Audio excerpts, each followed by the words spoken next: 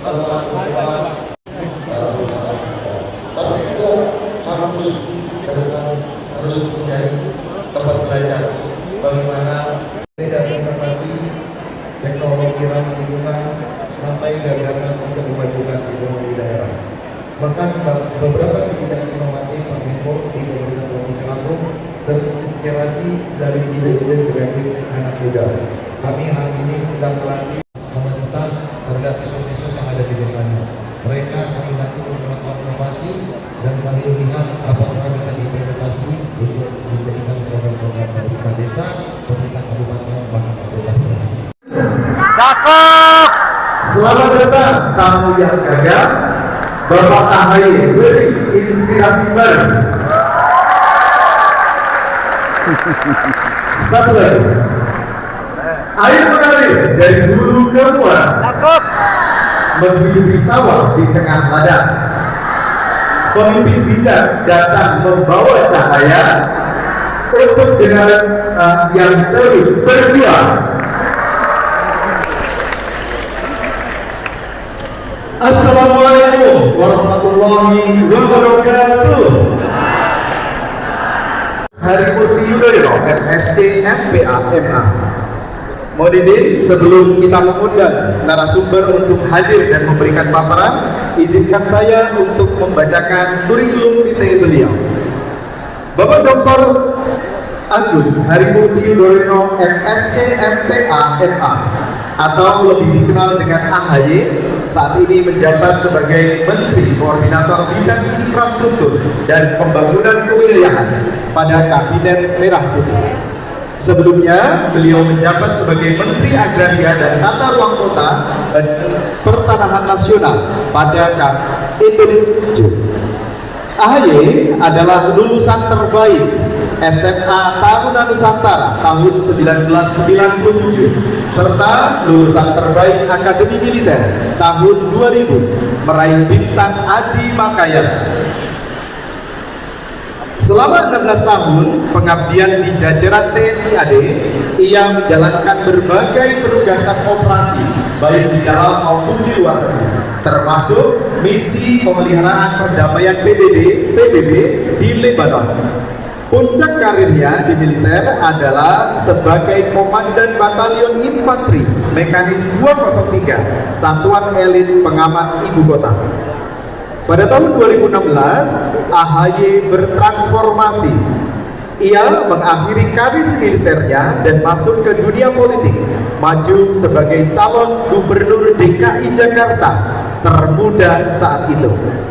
Pada tahun 2017, AHY mendirikan The Yudhoyono Institute, sebuah think tank yang berdiri di atas 3 pilar: liberty, prosperity, and security. Ia juga mendirikan AHY Foundation yang bergerak di bidang pendidikan, kesehatan, lingkungan, serta aksi tanggap bencana alam. AHY menyandang 3 gelar master. Wow, luar biasa ini teman-teman. Tepuk tangan teman-teman semua. Yang pertama, Master of Science in Strategic Studies dari S. Raja Ratman School of International Studies, Nanyang Technological University NTU, Singapura 2026. Yang kedua, beliau juga menyandang gelar Master in Public Administration dari Kennedy School of Government, Harvard University, Amerika Serikat tahun 2010. Beliau juga menyandang Master of Art in Management and Leadership dari John Herbert Walker School of Business and Technology, Webster University, Amerika Serikat tahun 2015. AHY juga menyelesaikan pendidikan militer lanjutan di US Army Maneuver Center of Excellence di Fort Benning sebagai lulusan terbaik,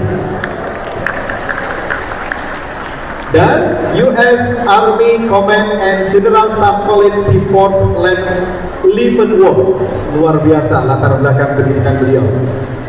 Sebagai bentuk komitmen terhadap masa depan bangsa, AHY konsisten mendorong pembangunan sumber daya manusia yang unggul dan berdaya saing tinggi, termasuk dengan menempuh dan meraih gelar doktor di bidang pengembangan sumber daya manusia dari Universitas Airlangga pada tahun 2024. Dengan disertasi berjudul Kepemimpinan Transformasional dan Orkestrasi Sumber Daya Manusia Menuju Indonesia Emas 2045. AHY menikah dengan Anissa Larasati Pohan dan saat ini dikaruniai seorang anak, Almira Tunggadewi Yudhoyono. Hadirin sekalian, mari kita sambut dan beri tepuk tangan yang paling meriah untuk Bapak Dr. Agus Harimurti Yudhoyono, MSc, MA, MPh.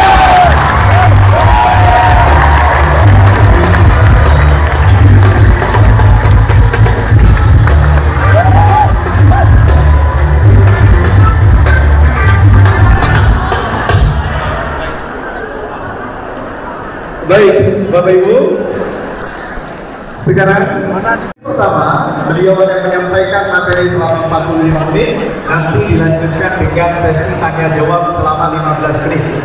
Mari kita sambut pemaparan materi dari Bapak Dr. Agus Harimurti Yudhoyono, MPh, MA, MSc. Silakan.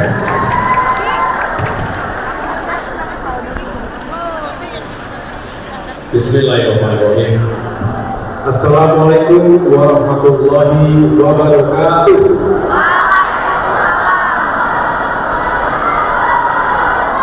Salam sejahtera untuk kita semua. Shalom, Om Swastiastu, Namo Buddhaya, salam kebajikan. Tabligh. Alhamdulillahirabbil alamin. Sungguh berbahagia saya bisa hadir di gedung serbaguna kampus tercinta Universitas Lampung hari ini. Saya tentunya mengucapkan terima kasih kepada langsung dan tentunya marilah kita sama-sama menyatukan semangat dan cita-cita kita mewujudkan Indonesia yang semakin maju dan sejahtera di masa depan. Hari ini menuju 2045. Masa depan ada di tangan kita semuanya, khususnya generasi muda Indonesia. Ya, kepada Gubernur Provinsi Lampung dan terutama kepada Bapak Rahmat Ghansali Jausal. Terima kasih Pak Gubernur yang menginspirasi kita semua. Saya catat dengan baik dan cocok sekali akan saya perkuat mengapa Indonesia butuh penguatan sumber daya manusia, human capital, tapi juga didukung dengan pembangunan fisik, pembangunan infrastruktur untuk menjangkau semua wilayah. Tidak boleh ada yang tertinggal di negeri ini. Ketimpangan terjadi biasanya karena terjadi ketimpangan infrastruktur. Jadi dua poin penting tadi saya catat dan mari kita kawal bersama-sama. Pak Gubernur semoga semakin sukses memimpin provinsi besar strategis 15 kabupaten kota 10 juta penduduk yang mudah-mudahan ke depan semakin sejahtera semuanya. Tepuk tangan sekali lagi. Hadir pula para tokoh jajaran Forkopimda, termasuk para kepala daerah, Ketua DPRD Lampung, Bapak Ahmad Giri Akbar, kemudian Panglima Kodam 21 yang tadi baru saja kita lari bareng-bareng, Mayor Jenderal TNI Prisimowo Sianturi, Raden Inten, semoga semakin sukses sebagai Kota Kodam baru Lampung dan juga Bengkulu. Selamat kepada Bapak dan kemudian Kapolda Lampung Bapak Irjen Polisi Helmi Santika. Terima kasih Pak Kapolda. Dan di sini hadir para kepala daerah atau yang mewakili, ada Wali Kota Metro Bapak Bambang Iman Santoso, Bupati Lampung Selatan Bapak Radityo Edi Pratama. Terima kasih. Dan di sini ada anggota DPR kita, wakil rakyat yang juga terus berjuang mewakili masyarakat yang ada di Lampung, Bapak Marwan Cikasan. Termasuk para sahabat di sini ada Pak Edi Irawan Arif, Pak Iwan Rinaldo, dan semua yang telah hadir membersamai saya hari ini. Dan tentunya saya ingin secara khusus menyampaikan terima kasih dan apresiasi saya kepada Rektor Universitas Lampung, Profesor Dr. Rusmelia Afriani. Terima kasih Ibu Rektor. Tadi juga sudah menjelaskan kepada kita semua semangat dari acara Stadium Jenderal hari ini.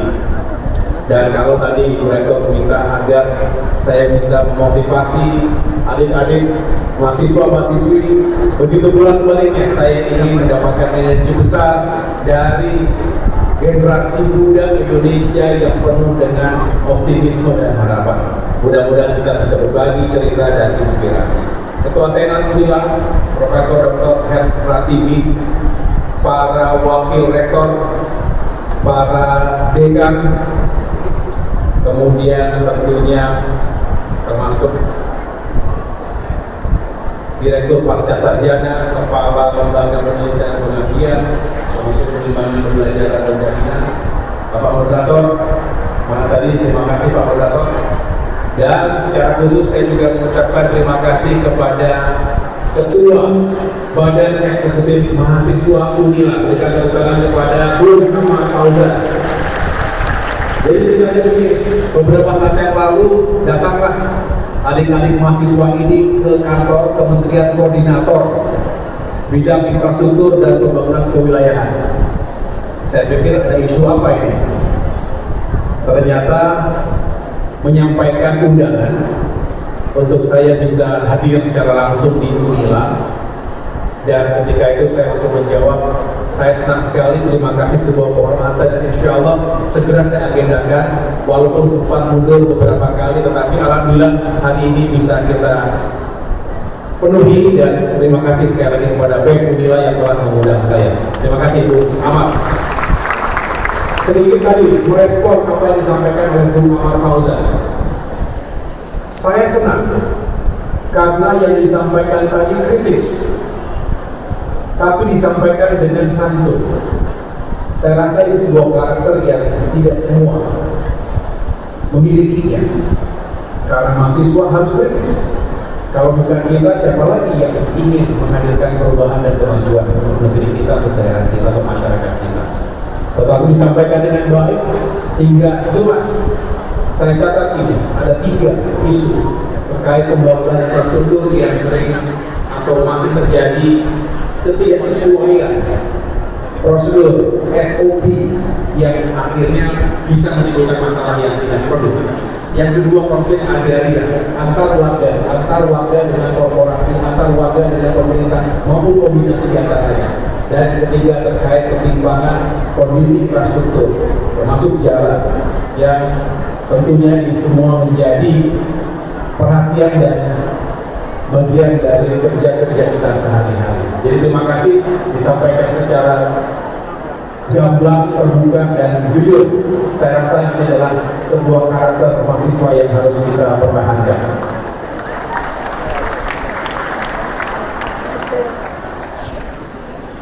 Saya didampingi sejumlah pejabat di lingkungan Deputi Bidang Infrastruktur Dasar Bapak Muhammad Rahmat Kainuddin, dan sejumlah staf khusus dan tenaga ahli yang juga hadir hari ini, Bapak Agus Dovanto Korsina, Bapak Yudi Prasetyo, dan Bapak Rino Reswan. Saya jalan-jalan saja supaya lebih dekat rasanya ini. Boleh ya, supaya di sini saja ya.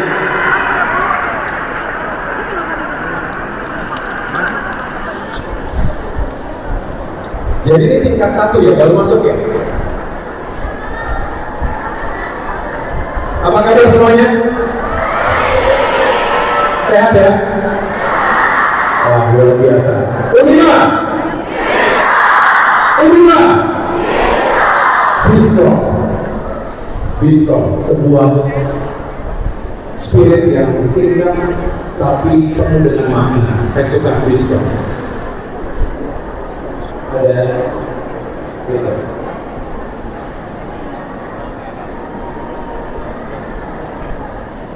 hari ini kita membahas masa depan, tapi juga tentunya kita memotret apa yang terjadi di dunia dan di Indonesia hari ini.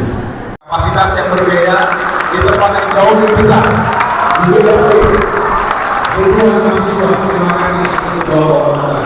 Tetapi semangatnya adalah kita ingin mempersiapkan generasi muda yang siap dan memahami apa yang terjadi saat ini. Agenda ketiga, Global Megatrends. Berbagai dinamika dunia hari ini. Mari kita baca dan kita pahami.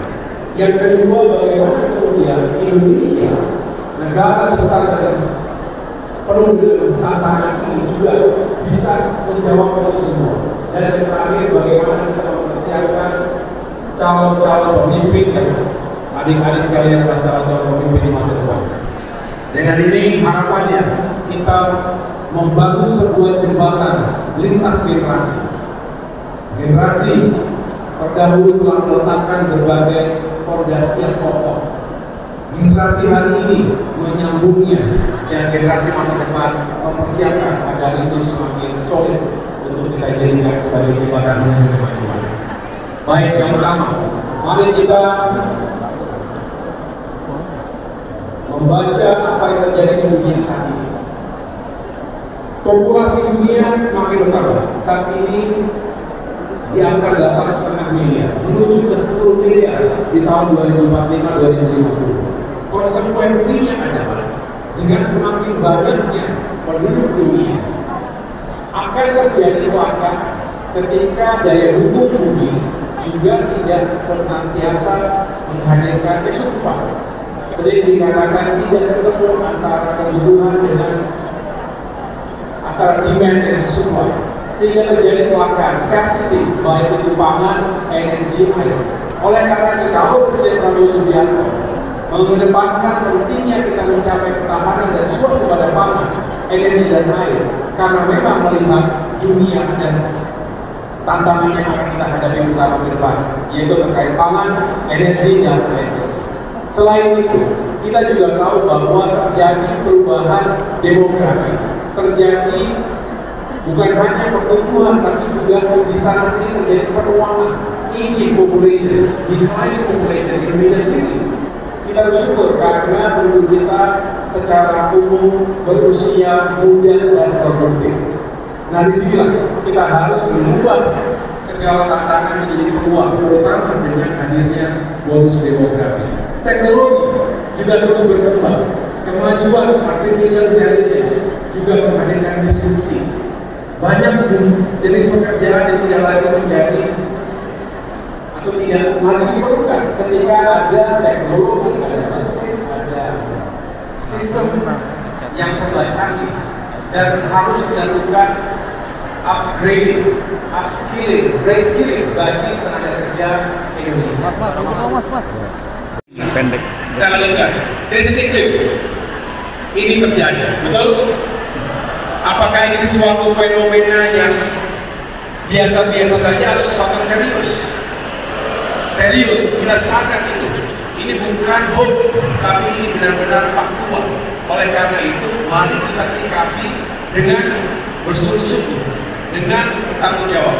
Karena krisis iklim itu bisa menyebabkan banyak sekali dampak buruk. Banyak kekeringan, kemudian juga gagal panen, termasuk terjadi bencana alam dan terjadi kematian di sana sini. Ini berpengaruh secara langsung dan tidak langsung pada keselamatan masyarakat dunia dan juga ekonomi. Kelanjutan, isu sustainability ini juga menjadi isu dunia. Ketika keras dan serius kita tidak bisa mengatasi krisis itu, maka kita harus mengawal isu. Tidak boleh kita hanya bersandar pada bahan bakar berbasis fosil, tapi kita harus punya inovasi untuk bisa mencari sumber energi baru terbarukan. Forum internasional yang semua membahas isu ini. Oleh karena itu Indonesia tidak boleh meninggalkan. Sedang bahwa negara-negara besar ini juga terus beradu antara Tiongkok dengan Amerika Serikat. Dan tadi ribuan mahasiswa-mahasiswi Unila kami berinteraksi, berdialog, sekaligus membangun harapan bersama untuk Indonesia yang semakin maju dan sejahtera. Hari ini Indonesia di bawah kepemimpinan Bapak Presiden Prabowo Subianto dan kita semua yang saat ini mendapatkan amanah di jalur yang berbeda-beda, baik pusat maupun daerah, baik eksekutif, legislatif, dan jalan birokrasi tentunya termasuk TNI Polri, ingin mengawal pembangunan 5-10 tahun ke depan termasuk menuju Indonesia 2040. Karena luar biasa tadi semangat dari para mahasiswa-mahasiswi yang luar biasa, sangat positif. Ini membuat kita optimis bahwa masa depan Indonesia semakin baik dan ada di tangan anak-anak muda kita hari ini. Pak Menteri, terkait dengan defisit anggaran saat ini, pembangunan proses infrastruktur jalan di Lampung seperti apa prioritas kita? Tentunya kita kawal terus ya. Bicara prioritas, Pak Gubernur yang lebih memiliki petanya, kami di tingkat pusat itu ingin membantu mengkolaborasikan banyak aspek pembangunan infrastruktur. Misalnya tadi, lahan, tata ruangnya itu harus dipersiapkan karena tidak bisa semuanya terkonversi, tapi harus ada yang tetap menjadi lahan-lahan pertanian yang juga berkelanjutan. Tapi itu 50%. Jadi memang biaya untuk preservasi jalan itu juga memang harus terus dianggarkan, dipersiapkan. Nah, disinilah kita terus bekerja sama agar pada akhirnya masyarakat dapat menggunakan jalan-jalan tersebut, termasuk konektivitas yang semakin baik ya untuk ekonomi dan transportasi baik manusia, barang dan jasa. Ya, IJD adalah sebuah platform yang sedang kita kawal terus, instruksi atau impres jalan daerah. Selain ada impres irigasi karena kita ingin mendorong ketahanan dan swasembada pangan, tapi IJD ini juga penting. Kami terus menghimpun, saya dalam kapasitas sebagai Menteri Koordinator Bidang Infrastruktur, ini sifatnya mendorong kementerian-kementerian teknis. Tadi Kementerian PU bekerja, kemudian nanti Kementerian Perhubungan bekerja sesuai dengan bidangnya, Kementerian Perumahan dan Kawasan Permukiman, dan semua kita integrasikan dengan baik. Tapi tentu ada porsi yang kita persiapkan di sana. Cukup? Makasih ya.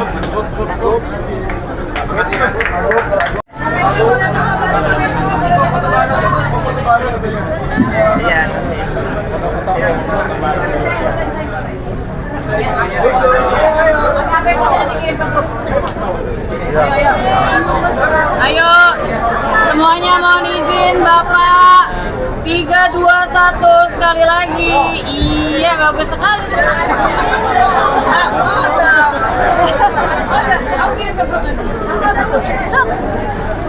Ayo Jai, sana Jai. Sana Jai. Ayo Jai. Tuh. Bapak sekali lagi Pak.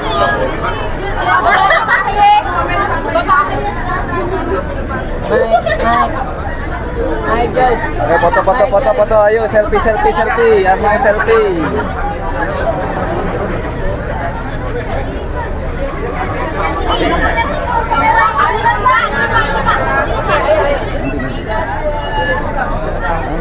Jangan merekam ya. Video menyala. Ini belum.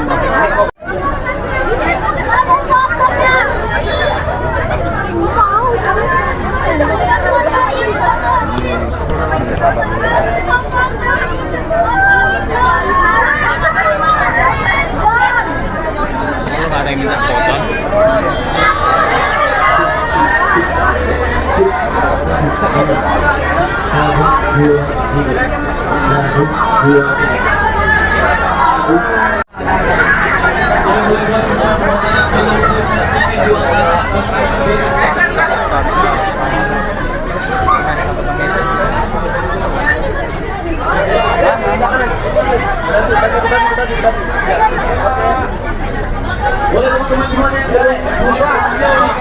bareng. Di sini karena kita sedang membantu untuk membuat tiket dan kopinya di bawah. Mana bet? Oh itu.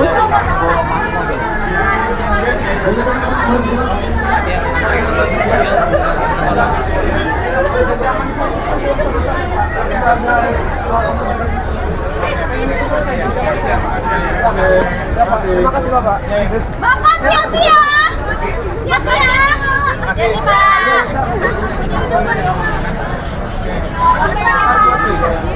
Mama pulang Bapak polisi.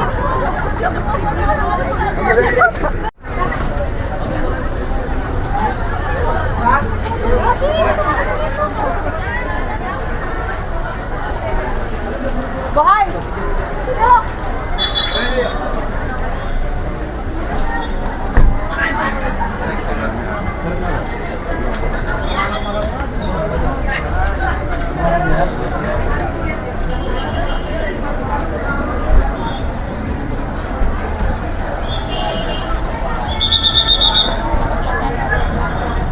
Susul kendaraan Bapak Menteri.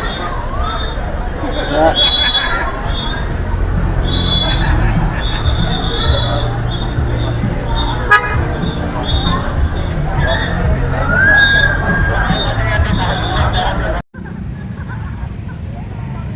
Ada yang full pos aja. Mana Ihan?